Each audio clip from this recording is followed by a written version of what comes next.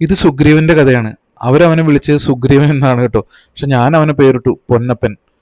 ചെവിയുടെ മുക്കാലല്ല മുഴുവനായിട്ട് ചെവി പുഴുവരിച്ച് പോയൊരവസ്ഥ. ചെവിയുടെ ആ തലയുടെ ഒരു സൈഡ് നമ്മുടെ ബാസിയുടെ മുറിവിന്റെ ഏകദേശം സമാനമായതായിരുന്നു. ആയിരക്കണക്കിന് പുഴുക്കൾ കാർന്നു നിന്നിട്ടുണ്ടായിരുന്നു.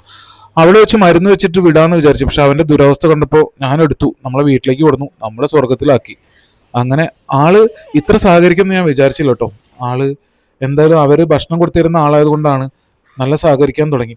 തലേ ദിവസം കോട്ട് ബാക്ക് പൗഡറൊക്കെ ഇട്ട് നല്ല ഫിക്സ് ചെയ്ത് അപ്ലൈ ചെയ്തപ്പോൾ പിറ്റേ ദിവസത്തിന് പുഴുക്കളെല്ലാം ചത്തുപോയിട്ടുണ്ടായിരുന്നു. അങ്ങനെ എല്ലാ പുഴുക്കളെയും റിമൂവ് ചെയ്തു, NS വെച്ച് ക്ലീൻ ചെയ്തു. എന്തായാലും അവൻ നന്നായി സഹകരിക്കുന്നുണ്ടായിരുന്നു കേട്ടോ.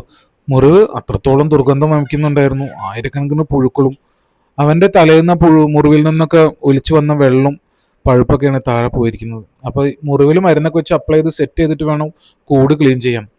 ഇഞ്ചക്ഷൻ വെച്ചു. എന്തായാലും അവൻ സഹകരിക്കുന്നുണ്ട് കേട്ടോ.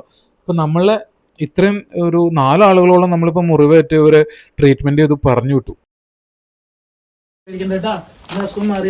നാട്ടിലേക്ക് പോകട്ടാ.